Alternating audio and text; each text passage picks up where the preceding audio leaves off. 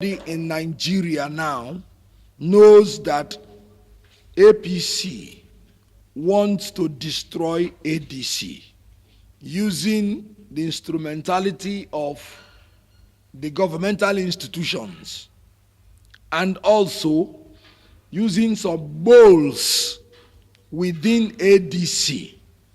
You know, intimate enemies are more powerful than even the external enemies. As you are aware, we have already slated this period for our congresses, and I am here as a member of the NWC to ensure that the congresses are going in line, rules and regulation, because when other people are attacking you, you must be doing things to ensure that everything you're doing is in order. I am very unhappy that I am not in Abuja now, where I'm supposed to be participating in the protest. As you know, the ADC state chairman, yesterday we were surprised that she joined some other chairmen to say they are now part of a group that I don't know which place they belong. But I want to state it clearly that the ADC, State Executive Committee, is fully in support of the David Mark-led executive. ADC does not have any faction. What you have is the molds that are being used to know whether they can truncate ADC. Because APC does not want election in 2027. They know that if they can destroy ADC, Tinubu will run unopposed. So there is nothing like faction in ADC. Now, coming to the congresses, it's unfortunate that even within the highest level of people who are claiming to be leaders in ADC, that some of them are working for APC. I know of Okwesile Nwodo, who is claiming that he came into ADC December 31st. But I can assure you now that he is working for APC. And he is working hard to take over the structure of ADC in Enugu State in order to use it to work for APC. Now, on January 4th, 2026, Okwesile Nwodo had a meeting in his house where he summoned ADC members and told them that they are going to work for APC in Enugu State. That they are going to deliver from the governor to every APC person in Enugu State. He went forward on Arise Television to endorse the governor, Governor Peter Mba, openly. So it is not a hidden thing. And now, he is working hard to take over the structure of ADC. And what they want to do, they want to remove every ADC legacy members in Enugu State. So in the purported forms, they say that they purportedly bought. No ADC legacy member is part of it.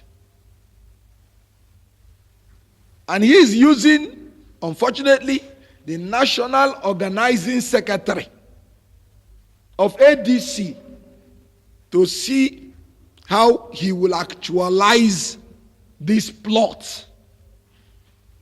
With me here are 3 letters of Congress committee members issued by the National Organizing Secretary within 48 hours. Look at it. His signature. Within 48 hours. And this has thrown the whole Enugu State into confusion. Because we do not even know which Congress committee is organizing the Congress. And what he does is that whenever he writes one, he will go and ask them, please, will this be okay to help you deliver the structure to Kwesileze? And he will write another one. And he will write another one. I won't be surprised if another one will come before this night. So, Prince Chinedu Idigo has become a tool in the hand of APC, trying to truncate ADC in Enugu State. So ADC is fighting now both external enemies and internal moles. This same Prince Chinedu Idigo sold all the forms that everybody has from his office. And he is now working towards making sure that some people's forms that he sold and collected the money, that he wants to say they are fake. So I want you to know the level of incompetence and corruption and complicity of this man called Prince Chinedu Idigo. This is his signature in the 3 letters. So somebody should ask him, on what basis is this? So what I am saying is that this is the time to flush out moles, both within and without. Otherwise, ADC will find it difficult to survive the onslaught of APC. So Kwesileze Modo, Chinedu Idigo, the NOS, they are all working directly or indirectly for APC in Enugu State. Any attempt to allow anybody that Kwesileze Modo will choose to be the chairman of ADC, because all the people that they are nominating, you can see, they've even nominated one person with a foreign number who says he lives abroad for the past 40 years. He has been living abroad. So what he does is he comes home only to contest the election. All the names they say that Kwesileze Modo nominated, none of them has attended any meeting of ADC, even once. And I don't know why the Chinedu Idigo will be calling the name of Professor Barton Naji. That Barton Naji nominated somebody. I'm sure he's lying, because Barton Naji openly declared that he is not a member of ADC and that he is not partisan, that he is working for the government of APC. He's into this private power, you know. So he's a contractor to the government and does not want to be partisan. And these are the people that Chinedu Idigo is saying are the members of the leadership of ADC. They have never attended any meeting of ADC.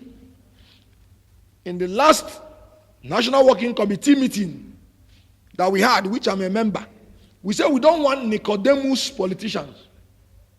We don't want anybody saying you will support us from behind. If you are with us, you have to come out openly. If you are not with us, please stay away. So anybody who is not an ADC member, flesh and blood, and publicly does not have any right to nominate anybody in any committee. So this is what is happening, and that is why I have been pleading with the traditional legacy ADC people, because the trouble we have them is enough for us, for them to be calm, not to take actions until all these things are sorted out. And so that's why I want you to know that the NOS of ADC should resign immediately or be removed, or else everything about our ADC in Enugu State has been compromised. Okay, my name is Dr. Hakim Baba Ahmed. I'm the national chairman of the People's Redemption Party. There is my 8 or 9 of my colleagues who are here. We have decided to come to meet the chairman of the ADC to express our sympathy over their fortunes in the last few days, express our unhappiness over what appears to be the involvement of critical state institutions in the affairs of political parties, to express our unhappiness over what appears to be interference in the democratic process, and to assure ADC that PRP, which is founded on principles of democracy and justice and fairness, will stand by any party, now ADC, but any other party that appears to be suffering from assaults, unjustified, unverified, or purely partisan, that will result in crippling the democratic process in this country. We're a party that believes in fair play and justice. This is a multi-party democracy. It must operate as a multi-party democracy. We want free and fair elections in 2027. We cannot have that free and fair election in 2027 if critical institutions of the state intervene and interfere in the affairs of the state. We are worried that what is happening to FDC can happen to other parties. We've just concluded our convention. We are grateful to God. We have not provided an opportunity to anybody to create an atmosphere where we'll be crippled. But we are not, when we see what is happening to parties like ADC, we can't sleep in peace. We'll continue to work so that in 2027 we give Nigerians options. And by the grace of God, we will.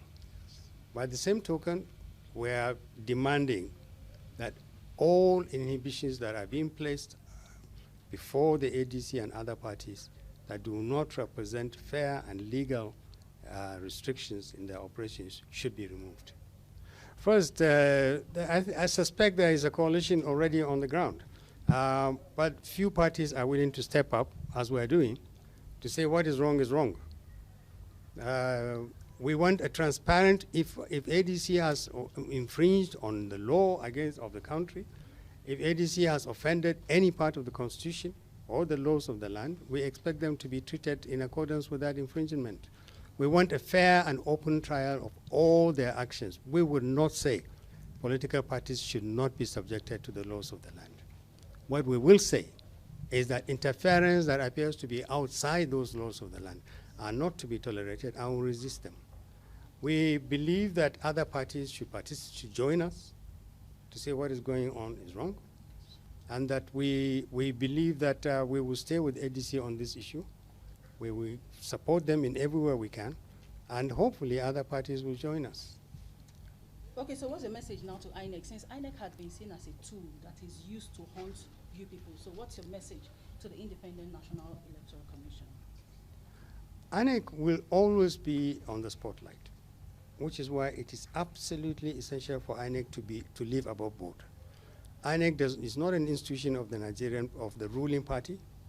It is an institution that should conduct itself in a manner that is obvious, it is transparent, and it is fair. Now, at this stage, all we can say is that INEC is putting itself and making itself appear as if it is a party in the elections. It is not.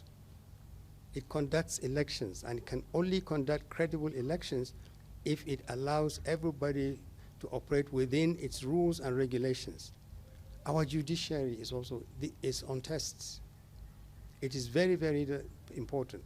that the judiciary does not, even at a level of appearance, suggest that it is operating in the interest of the state. Sir, there are many Nigerians that have been left disillusioned with the events in the last few days, and many of them see the opposition as the hope that their voices will be heard. What will you be saying to citizens who are bothered and who are worried about the events that have transpired? Well, we'll say don't lose hope. We are certainly not giving up.